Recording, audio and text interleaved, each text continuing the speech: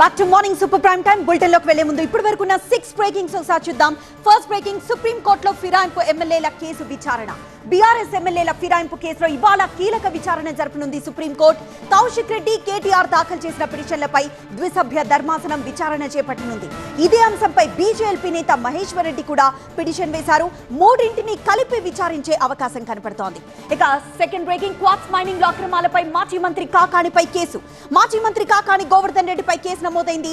కోట్ల విలువైన quartz mining లో అక్రమాలకు పాల్పడ్డారంటూ ఆయనపై ఆరోపణలు రావడంతో విచారణ అనంతరం కేసులో ఆయన పేరు చేర్చారు.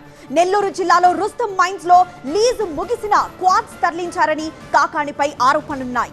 ఇక థర్డ్ బ్రేకింగ్, ఇవాళ రేపు కలెక్టర్లతో చంద్రబాబు భేటీ P4 ప్రధాన అంశం కానుంది. ఇవాళ రేపు కలెక్టర్లతో సమావేశం కానున్నారు సీఎం చంద్రబాబు.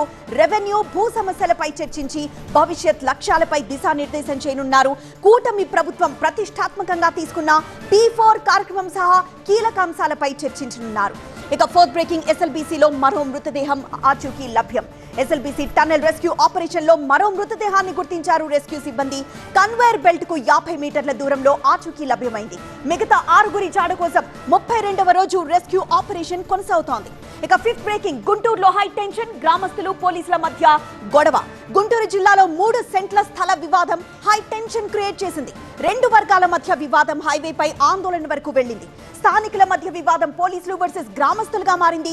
యువకుడిపై పోలీసుల దాడితో ఉద్రిక్త వాతావరణం కొనసాగుతోంది. ఇక లాస్ట్ బ్రేకింగ్, బెట్టింగ్ యాప్ కేసులో ఈడీ ఇవాళ ఎఫ్ఐఆర్ నమోదు చేసే ఛాన్స్ ఉంది. బెట్టింగ్ యాప్ కేసులో ఈడీ ఎంటర్ కాబోతోంది. ఇవాళ ఎఫ్ఐఆర్ నమోదు చేసే అవకాశం ఉన్నట్లు తెలుస్తోంది. మరోవైపు 19 మంది బెట్టింగ్ యాప్ల ఓనర్లపై చర్యలకు పోలీసులు సిద్ధమయ్యారు. సెలబ్రిటీలను సాక్షులుగా మార్చే యోచనలో ఉన్నారు. ఇవి ఇప్పటి వరకు 6 బ్రేకింగ్స్.